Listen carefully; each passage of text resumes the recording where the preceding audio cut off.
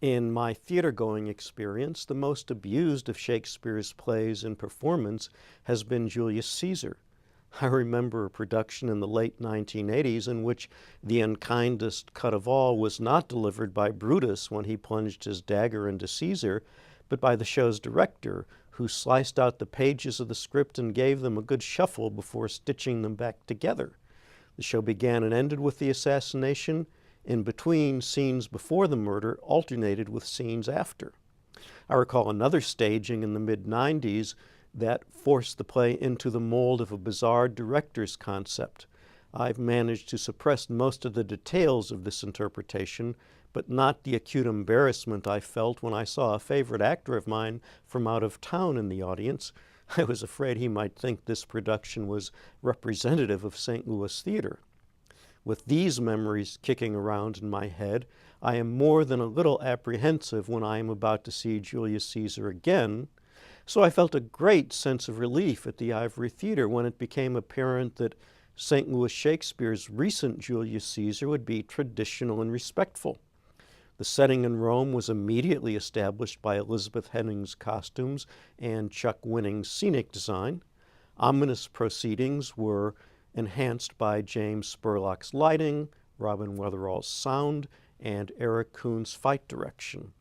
Under Tom Kopp's direction, the cast members displayed admirable understanding of character and comfort with the language. The notable interpretations included Maxwell Knox's resentful Cassius, Ben Ritchie's stoical Brutus, Tim Callahan's crafty Caesar, Brendan Eller's resourceful Antony, and Ted Drury's pugnacious Casca.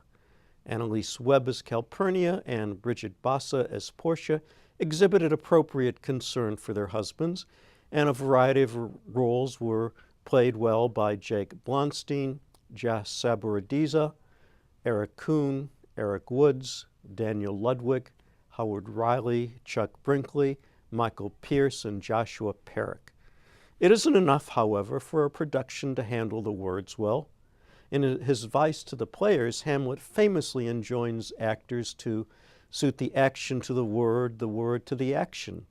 But the body language of the play is as important as the language. I don't think stage movement received enough attention in this production. It was static too much of the time. Part of the problem may have been that the set divided the stage into a number of small platforms that limited how far and how fast the actors could move across the stage and required them to take care when negotiating steps. So not the best Julius Caesar I've ever seen, but certainly not the worst. The competition being what it is.